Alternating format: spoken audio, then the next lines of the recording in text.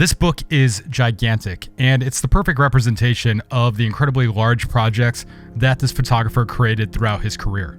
He's the only fully Japanese photographer to ever become part of Magnum Photography. He's traveled the world and photographed places that have not been covered as extensively by anyone else, and has captured some historically significant moments. Examples of this include Nixon's presidential race, the I Have a Dream speech, the fall of Saigon in 1975, his photographing of every Chinese province twice, North Korea, which he has visited and photographed a multitude of times, and his coverage of all 50 of the United States. This is Street Smarts Volume 9, Hiroji Kubota. If you get anything out of this video, please like, comment, and subscribe to help push this channel forward. Now, let's get into it.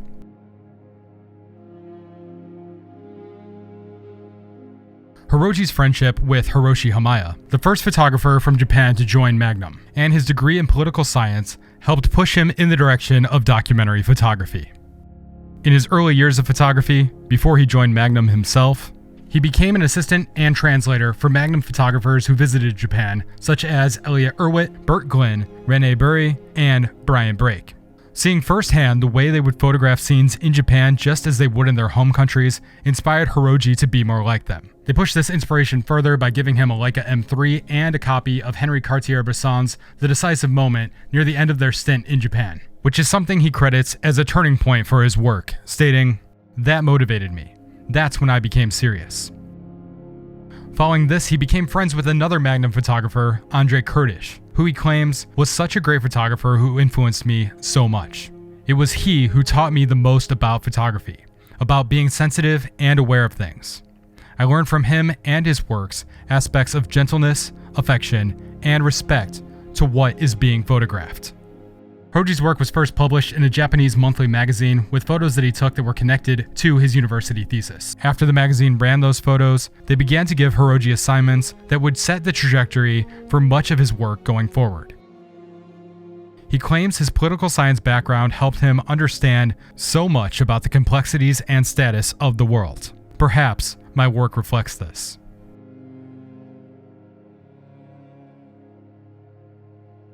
His first trip to America was sponsored by Elliot Erwitt. At this time, he also became more ingrained with Magnum photographers, including Robert Capa's brother, Cornell Capa, who he claims to have been like a son to. Hiroji then moved to Chicago, which was the beginning of his familiarization with the rest of the United States and the people who inhabit it. About this time in his life, Hiroji stated, "I had great curiosity and found myself welcomed by black people, white people, Indian people, whatever. They'd never seen Asian guys. So I had a big advantage, and I used it to get access to things. I just smiled and looked harmless. I could be like air." Using this access to his advantage, he began to take photos of the civil rights movement and captured photos of members of the Black Panthers organization and Martin Luther King Jr.'s I Have a Dream speech. These experiences pushed Kubota to take photos all over the United States. His interest in America revolved around American male stereotypes, religion, agriculture, and the realization of how vast the country truly is, which I can say from experience is something you can truly only understand if you've traversed America as much as he did.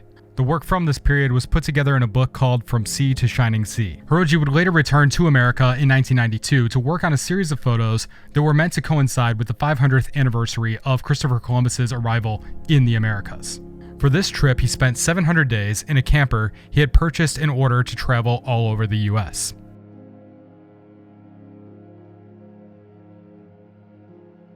Kubota is largely known for his work throughout Asia.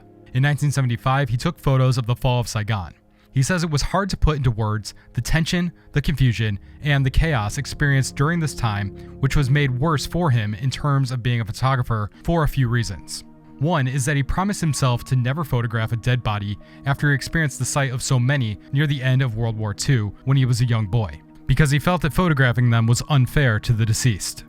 Additionally, the situation was dangerous because there was a chance the North Vietnamese would think that members of the media were actually members of the South Vietnamese army. When it became fully realized that Saigon would fall, he was part of 2 busloads of journalists who were the last people to escape from the country. According to Kubota, the necessity to get out was a mad rush that involved helicopters coming in that didn't even land and required the journalists to pull themselves up into the vehicles to escape Saigon as it fell and the American presence from the country vanished.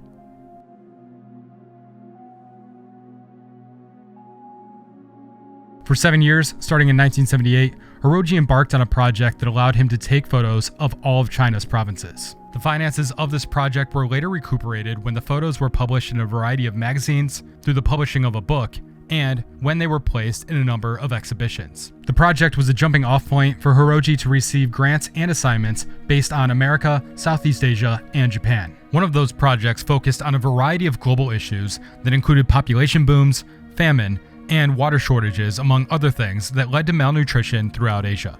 It came about when it was brought to Hiroji's attention that at the time 35,000 infants lost their lives due to malnutrition every day. Once he became aware of this, he quickly began work on the project. During this period, he also took part in a 1,000-day tour of China that resulted in more than 200,000 photos.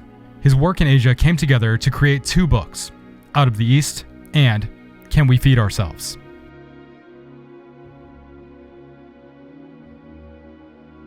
He visited and photographed North Korea many times over the course of 40 years and is one of few people who have been allowed to do so. Throughout this period, he has captured the government, the people who live there, its culture, and its landscapes. He also captured photographs of Kim Il-sung, which once included an extremely exclusive photograph session inside of the dictator's office.